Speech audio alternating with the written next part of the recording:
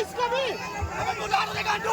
सारे दो नाव के पीछे तुम्हारा भाई फंसा है। अरे तो हम कैसे बचाए इसको?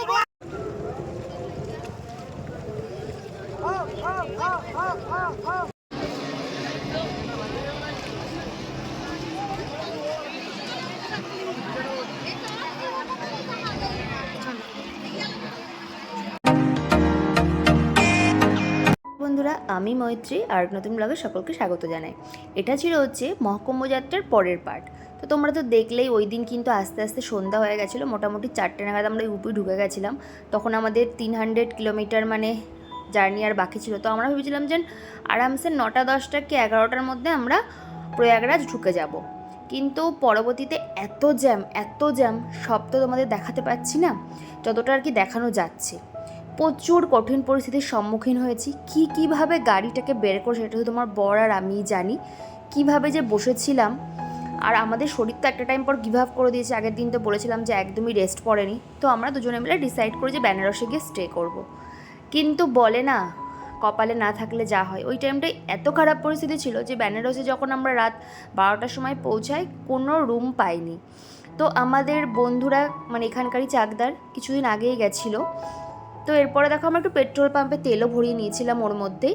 ও যেটা বলছিলাম যে আমাদের বন্ধুরা গেছিলো কিছুদিন আগেই, ওরা ঘুরে এসেছিলো বসন্ত পঞ্চমীর মধ্যে। তো ওদের থেকে ঠিকানা নিয়ে আমরা আড়েল ঘাটের কাছে ওরা যেখানে ছিল সেখানকার ঠিকানাটা নিলাম। নেওয়ার পর আমরা কিন্তু ওখানে যাওয়ার জন্য রওনা হলাম।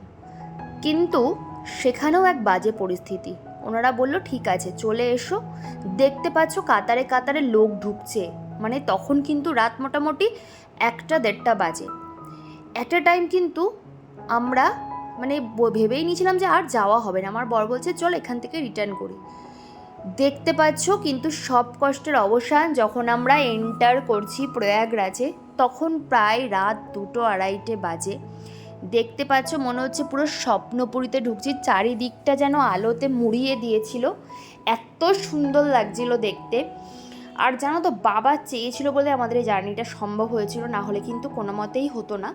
কারণ আমরা একটা টাইম পরে গিভ আপ করে দিয়েছিলাম। যখন বেনারসে আমরা রুম না পেয়ে তখন কিছু উপায় নেই, তো আমাদের বন্ধুরা ঠিকানা দিল আড়াইঘাটের ওখানে গিয়ে থাকার। তো ওইখানে মানে যদি ওই ছেলেটা আমাদেরকে না তখন ডাকতো, হয়তো আমরা এই জার্নিটা এই অবধি এসেও করতে পারতাম না। আমার বর একটা টাইম পরে বলছে চলো ফিরে যাই, আর নিতে পারছি না। কিন্তু বাবা হয়তো চেয়েছিল যে আমরা প্রয়াগরাজে এসেই থাকি, ওনার কাছেই কাছাকাছিই থাকি। তো গিয়ে তো আর এক যুদ্ধ শুরু হলো। যখন মোটামুটি রাত 3-3:30 বাজে। আর আমরা জানো তো মানে কোনো আইডিয়াই ছিল না যে আমরা এরকম একটা পরিস্থিতির মধ্যে দিয়ে যাব। তো আমরা কিন্তু বেশি একটা জামা কাপড়ও নিয়ে গেছিলাম না শীতের। আর প্রচণ্ড ঠান্ডা, যেমন দিনের বেলা গরম উত্তরপ্রদেশ বিহারে, তেমন প্রচণ্ড ঠান্ডা। সেই ঠান্ডার মধ্যে দিয়ে মানে রীতিমতো আমরা দুজন কাঁপতে আড়েল ঘাটে পৌঁছেছি। সেই ঠান্ডার তোমাদেরকে মানে অনুভূতি যে কি করে বোঝাবো, সত্যি বলছি বলে বোঝাতে পারছি না। তো সব কষ্ট তো ছিলই, তারপরে আর একটা কাণ্ড ঘটলো। যে ঠিকানাটা দিয়েছিল, যেহেতু আমাদের ওখানে আমরা বলেছিলাম যে 1টা-1:30টার মধ্যে পৌঁছে যেতে পারবো, কিন্তু জ্যামের কারণে পৌঁছাতে পারিনি। তো তারপরে আমাদের পৌঁছাতে এতটা রাত হয়ে যায়, তখন ওই ছেলেটাও আর ফোন ধরে না। তখন ওই পরিস্থিতিতে আমরা কি করব আর বুঝে উঠতে পারছিলাম না।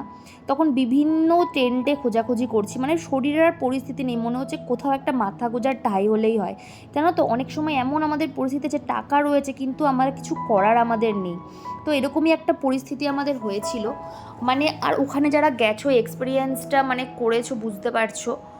তো এরকম আমাদের পরিস্থিতি। তো কোনো মতে একজন আমাদের খুব হেল্প করেছিল, রেলের একজন। তো ওখানে গিয়ে আমরা কোনো মতে একটু মাথা গোঁজার ঠাঁই পেয়েছিলাম। তো কোনো মতে ওই রাতটুকুনি মানে 2-3 ঘন্টা ঘুমিয়ে আমরা সকালে চলে গেছিলাম একদম স্নানের উদ্দেশ্যে। আমরা এখন যে টেন্টটাই রয়েছে এটা হচ্ছে একটা রেলওয়ে ক্যাম্প থেকে করা টেন্ট। তো ভালো পরিষেবা, ভীষণ ভালো পরিষ্কার পায়খানা বাথরুম। তো সকাল সকাল উঠে যে রেডি হয়ে নিয়েছি, এখন আমরা যাব স্নান করতে, যেটা মেন মানে উদ্দেশ্যে এসেছি। দেখো ক্যাম্পের ভেতরেই মানে পুজো চলছে, মান্যতা দেয়। দেখো যে ক্যাম্পের ভেতরেই পুজো করলো। স্নানে যাচ্ছি এখন দুজনে মিলে। সব কিছু দুঃখের অবসানে যেটা আমরা করতে এসেছি মেন স্নান, তো এটা করতে পারছি, এটা আমাদের কাছে অনেক ভাগ্যের ব্যাপার। সত্যি বাবা না চাইলে কিছুই হয় না। লোকারণ্য, তাও তো এই দিকগুলোতে একটু ভিড় কম, মেন মেলাতে তো ভীষণ ভিড়। মানে রাতে তো তোমাদের দেখিয়েছিলাম যে মনে হচ্ছিল ওপর থেকে পুরো আলোর শহর, ওই যে ওই ব্রিজটা দিয়ে আমরা এসেছিলাম। এই সেক্টর 24-এ আমরা রয়েছি। তো এখন আমরা যাচ্ছি ওই আড়েল ঘাটের দিকে স্নান করব বলে। চারিদিকে প্রচুর ক্যাম্প আছে, পরিষেবা ভীষণই ভালো। মানে এখানে থাকা খাওয়া কোনো অসুবিধা নেই, শুধু এই জার্নিটাই শুধু অসুবিধা। তবে খাওয়ার কথাটা যদি বলি তাহলে হচ্ছে মেইন মেলাতে কিন্তু খাওয়ার কোনো অসুবিধা নেই। আমরা যদি একটু অফ সাইডে রয়েছি সেজন্য এখানে খাবার দাবার কিনেই খেতে হচ্ছে। ইনক্রেডিবল ইন্ডিয়া, মনে ভালো। বিভীষিকাময় রাতের পরে যে সকালটা আমরা পেয়েছি সেটা আমাদের কাছে অভাবনীয়। সত্যি একটা স্বপ্ন পূরণের মতো লাগছিল যে এতটা জার্নি করে আমরা সব কিছু করতে পেরেছি। মানে খাওয়া নেই, শীতে কাঁপছি, সেগুলোকে মানে যখন ফেস করে এসে এরকম একটা জায়গায় সত্যি অভাবনীয়। যাওয়ার পথে একটু চা খেয়ে নিচ্ছে, সকালটা চা না খেলে নয়। চাগুলো ভীষণ মিষ্টি করে এখানকার, খেতে মনে চায়। আমরা মেন মেলা প্রাঙ্গণেই আছি। মেলা বলতে কিন্তু এখানে খাওয়া দাওয়া থাকা এটাই, আর এই যে ফুল, তারপরে ড্রাম, এগুলো বিক্রি হচ্ছে জল নেওয়ার জন্য। কিন্তু ব্যবস্থাপনা খুবই ভালো, ভীষণ মানে একদম প্রোটেকশন দেওয়া রয়েছে, কোনো রকমের অসুবিধা নেই। শুধু এই কি একটু জ্যামটার জন্য প্রচণ্ড অসুবিধা হচ্ছে। আমাদের জ্যামের জন্য কালকে প্রচণ্ড হেডট্রেক জার্নি হয়ে গেছিলো, প্রচণ্ড জ্যাম। বন্ধুরা, তবে স্নানটা কিন্তু সেরেই পেলি, সেই 144 বছরের পরে সেই মানে পূর্ণ স্নান। আর চারিদিকের ব্যবস্থাপনা এত ভালো ছিল, সত্যি বলছি, জ্যামটুকুনি বাদ দিয়ে মেলা প্রাঙ্গণে এন্টার করার পর আর কোনো অসুবিধা হয় না।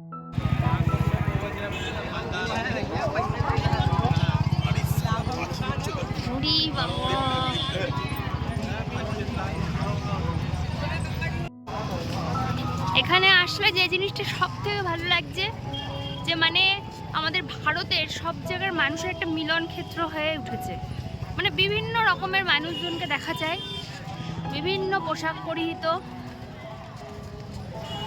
তো ভীষণই ভালো লাগছে। তাদের সাথে কথাবার্তাও বলছি। চারিপাশে ছোট ছোট দোকানও করেছে, এই যে ফুল নিয়ে সবাই পুজো দেয়।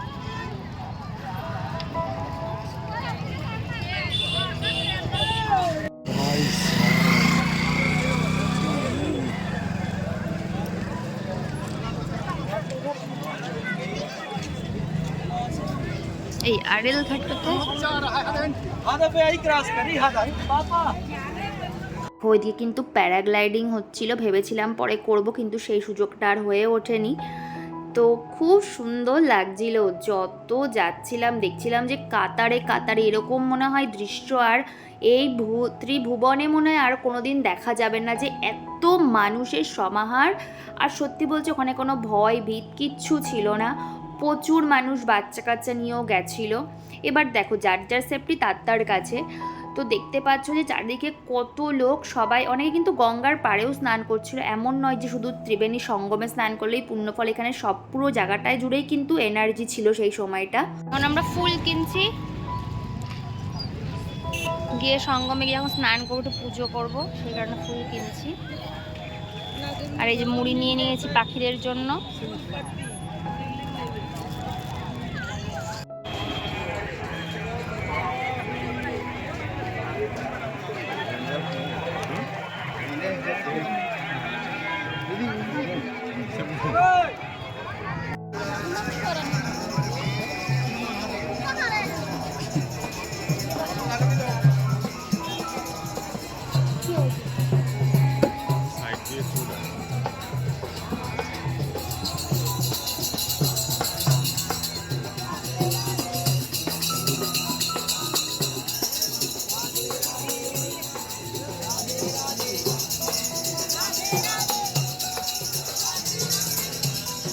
এই যে সেই আড়েল ঘাট।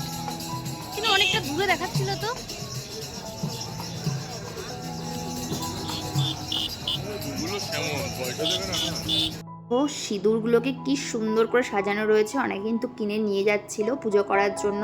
দারুণ লাগছিল দেখতে। স্নান করার ঘাটের কাছে দেখো কি ভিড়, ভীষণ ভিড়।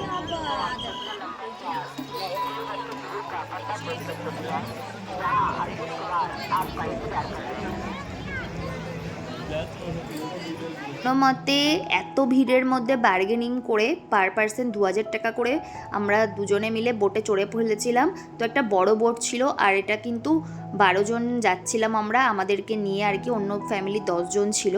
তো যার কাছ থেকে যেমন নিয়ে পাচ্ছে, কারোর থেকে সেই সময়টা 5000 টাকাও নিয়েছে, যার কাছ থেকে যেমন নিয়ে পারছে। আর এমনি সময় কিন্তু এখানে গেলে মাত্র 50 টাকা করে এক একজনের ভাড়া। তো বুঝতেই পারছো ওই সময়টা কী অবস্থা ছিল। আর এখানে এই ট্রিপটাতে আমি বহু অভিজ্ঞতার সম্মুখীন হয়েছি। তার মধ্যে একটা জিনিস হলো যে আমাদের সামনে নৌকা উল্টে গেছিলো। তো সেখানে বহু লোক কিন্তু নৌকার তলে ঢুকে গেছিলো। তারপরে কি হয়েছে আমার জানা নেই, তোমরা একটু পরেই দেখতে পাবে সেই পরিস্থিতিটা। তারপরে ওখানে বিভিন্ন রকম, যেহেতু শীতকাল ছিল, সাইবেরিয়ান পাখি আসতো। তো ওদেরকে কিন্তু খাবার দিলে ওরা কিন্তু সেখানে উড়ে উড়ে আসতো। সেই সিনগুলোকে দেখতে কোনো ফিল্মের থেকে কিছু কম লাগছিল না, ভীষণ ভালো লাগছিল। আর মনে ভীষণ আনন্দ ছিল যে আমাদের যাত্রা সফল হতে চলেছে।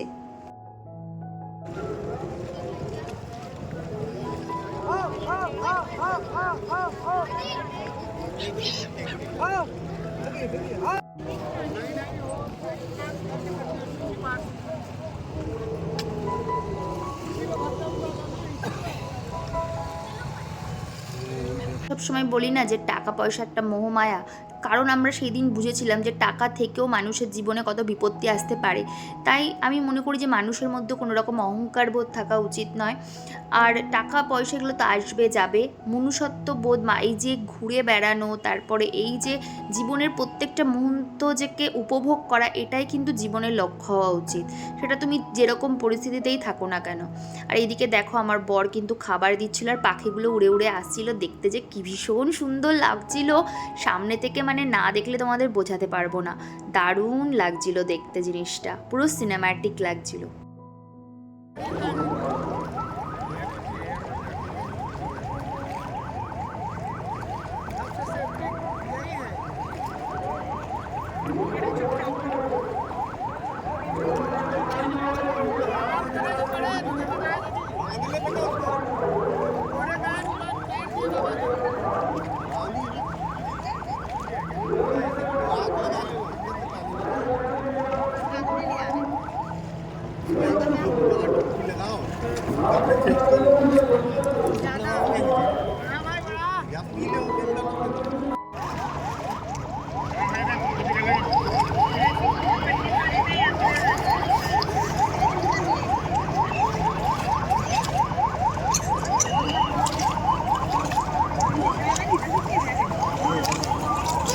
এই পাচ্ছ জলের মধ্যে একটা অ্যাম্বুলেন্সেরও ব্যবস্থা কিন্তু ছিল। আর এইদিকে দেখো আমি কিন্তু পুণ্য স্নান করে নিচ্ছিলাম, তো তার আগে পুজো সারছিলাম। তো আমরা অলরেডি ত্রিবেণী সঙ্গমে পৌঁছে গেছি, দেখতেই পাচ্ছ কাতারে কাতারে লোক গেছে।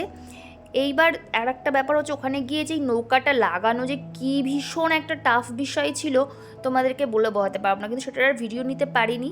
তো দেখো এই যে সবাই যে যার মতো করে পুজো করছে, স্নান করছে, সত্যি এই এক যে পুণ্য স্নানের মধ্যে যে কি শান্তি, আর এই যে কি যে জিনিস, সত্যি যারা গেছো তারাই জানো।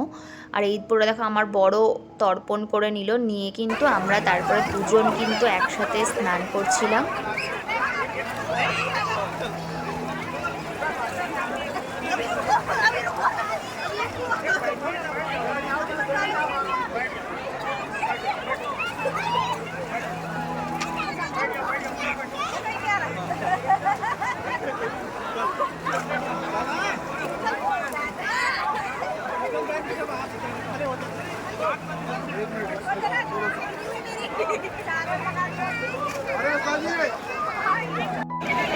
সবাই এখানে স্নান করছে, জলটা প্রচন্ড ঠান্ডা, ভীষণ শান্তি লাগছে স্নানটা করে। স্নান করে ভীষণ শান্তি লাগছে, মনে হচ্ছে সব পেয়ে গেলাম।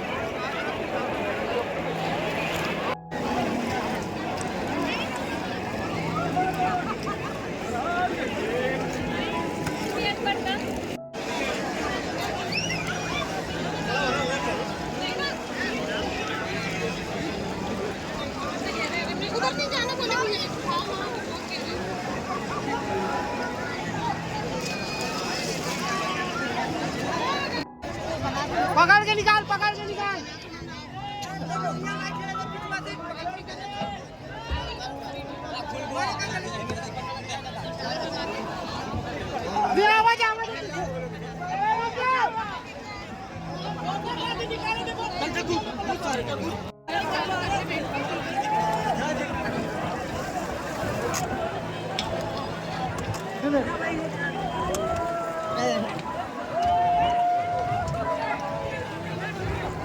बाबा डाला लगाओ, डाला बाबा डाला लगाओ।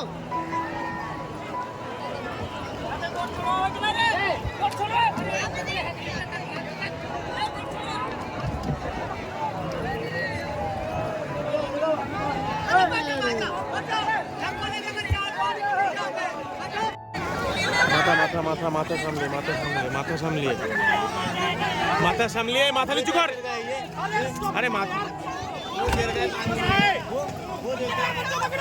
अबे उसको बचाया, अरे हमने को बचाया, अपना ना बोल रहे बचाए, बोल दे इसको भी। अबे तू डाल देगा तू, सारे दो नाव के पीछे तुम्हारा भाई फंसा है। अरे तो हम कैसे बचाए इसको बोल।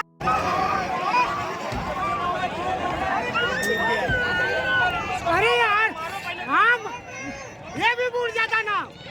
তো আমাদের সামনে কিভাবে নৌকাটা ডুবে গেল, কিন্তু আমাদের যে নৌকা চালক ছিল তাকে বলছিল যে বাঁচানোর জন্য, কিন্তু কিছু করার ছিল না। তার কাছেও 12টা লোক ছিল, তাদের জীবন তার কাছে বেশি আগে প্রয়োজন ছিল।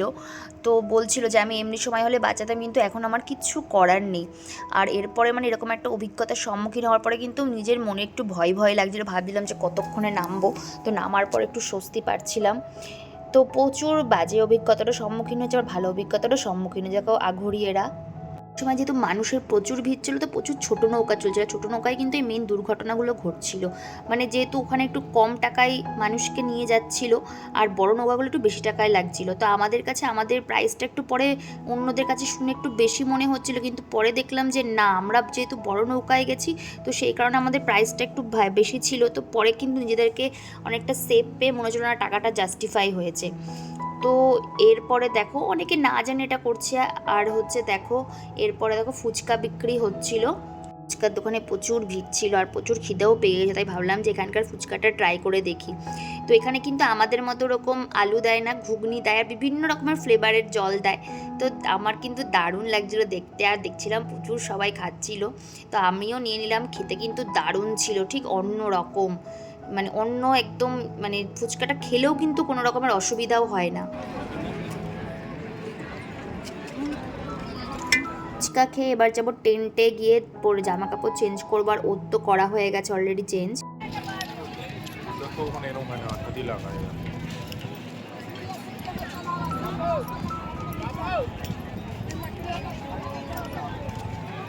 এখানে যদিও চেঞ্জিং রুম ছিল, কিন্তু এত ভিড় যে ওখানে নৌকা ঢোকানো সম্ভব হয়নি, তাই আমাকে গিয়ে টেন্টেই চেঞ্জ করতে হবে। তার আগে একটু খাওয়া দাওয়া করে একবারে যাব, কারণ গিয়ে আবার আসা সম্ভব না, কারণ গিয়ে একটু ন্যাপ নেব।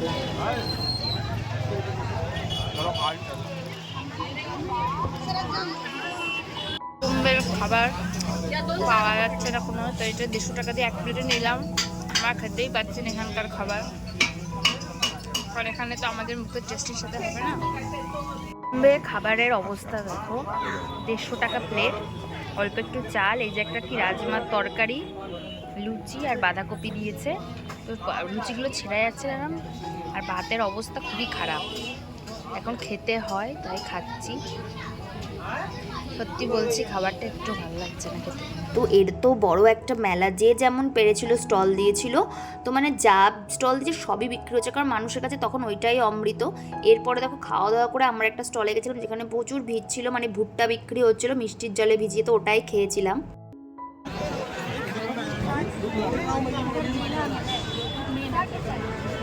এই ভুট্টাগুলো এখন আমরা খাবো। কেমন খেতে? খেতে কেমন? ভালো তো, অন্যরকম না টেস্টটা? বয়েলড বয়েলড করা থাকে আর অন্যরকম টেস্টটা পুরো। পিৎজাটা খেতে বেশ ভালো ছিল। এরপরে কিন্তু সোজা টেন্টে চলে গেছিলাম, আর টেন্টগুলো কিন্তু যথেষ্ট পরিষ্কার পরিচ্ছন্ন ছিল, পায়খানা বাথরুমগুলো কিন্তু সব সময় লোক ছিল, পরিষ্কার করছিল। তো এরপরে কি একটা জমিয়ে ন্যাপ নিয়েছিলাম, আর তখন কিন্তু ওয়েদারটা অনেক গরম ছিল, তাই টেন্টটা একটু গরম হয়ে গেছিলো। তো সেই ঠান্ডাকে কাটাতে একটা প্রচুর ন্যাপের প্রয়োজন ছিল, তো প্রচুর একটা পাওয়ারফুল ন্যাপ নিয়ে হয়েছে সন্ধ্যেবেলায় হচ্ছে আবার বেরিয়েছিলাম। সেক্টর 23-এ। তো এই যে এই সেক্টর 23 থেকে 25 হচ্ছে আড়েল ঘাটের এইদিকে। তো এই দিকটাই লোকজন তুলনামূলক কম, মানে কম বলা যায় না, তুলনামূলক। আর 5 থেকে 18, 19 ওগুলোতে প্রচুর লোক। খুব যে ভিড় সেটা নয়, কিন্তু গাড়ি ঘোড়ার এত জ্যাম, মানুষ হয়রানি হয়ে যাচ্ছে।